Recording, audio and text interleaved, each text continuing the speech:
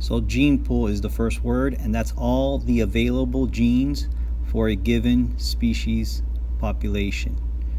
For example, these frogs have purple, red, and green genes. That's their gene pool. All right, so the next word is genetic drift. That's a change in the allele frequency due to a chance event. So that could be like founder effect, a group leaves and restarts somewhere else, or bottleneck, where there's some sort of a cataclysmic event that destroys part of the population. So both of them happen because of chance, okay? No kind of natural selection happening. It's just random chance, random luck that had them survive. All right, so the next word is founder effect. That's when a group leaves the original population and starts a new population. Now that group might not be representative of the original population as to the same kind of traits. So it might be a bunch of red bugs where the original population wasn't just red bugs. It might have been like red and yellow and different colors, but the ones that actually went to start the new population, majority of them were red. So then the population in the new area is going to have more red, because the founders, the ones that originally arrived, they had more of those alleles, more of that trait. So that's founder effect.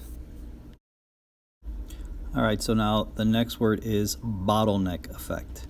So bottleneck effect, now instead of a group leaving, what you have is a major event that kills most of the population, and then the surviving population, that's what ends up being the available genes for the population. So the major event could be like earthquakes, floods, forest fires, droughts, and then whatever survives, well, that's the genes that you have left. Like if I step on a bunch of bugs, I'm randomly not trying to pick a certain bug. I might just step on all of them. Well, the ones that survive, well, those are the ones that are going to be able to make babies, obviously, and then whatever genes are in them, that's what's going to get passed on. So again, bottleneck effect, that's when a major event, disaster, think of it like a disaster, kills most of the population, and then whatever the surviving population is left over, those are the genes that will be used for the gene pool. All right, so now we are on divergent selection, also known as disruptive selection.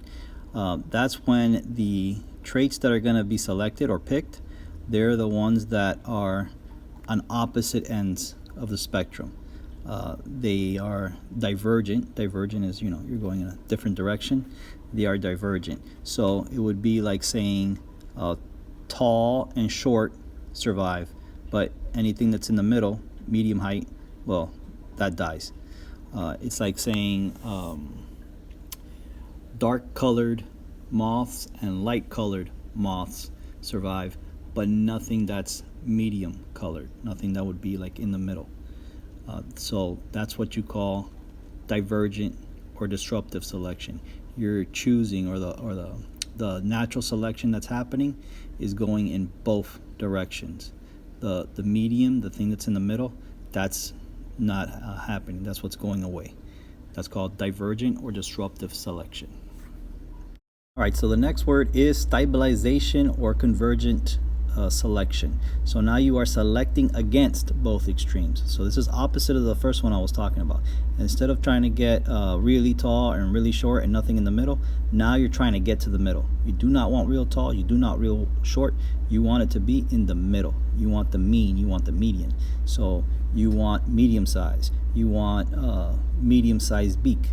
All right, you want not too dark but not too light. You want it in the middle.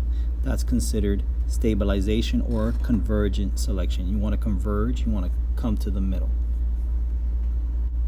All right, so now we are on directional selection. So you're trying to go in one direction. All right, so it's like saying I want to go just tall, and we're just trying to get taller and taller and taller. That would be directional. or let's say you want a short, so you just want to get smaller and smaller and smaller. That would be considered directional selection. You're going in one direction. So to recap the three types of selection, natural selection we were talking about, the first one is divergent. Again, that's when you're going in two directions, so the arrows would be pointing in both directions.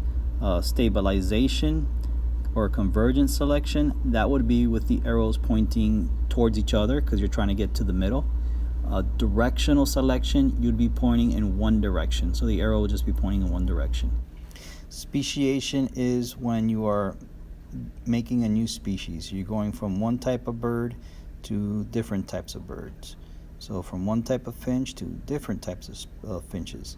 So that is speciation. You might go from one type of animal, like a land animal, and then eventually it could speciate to becoming different species, all the way till it becomes a whale. So that's a speciation.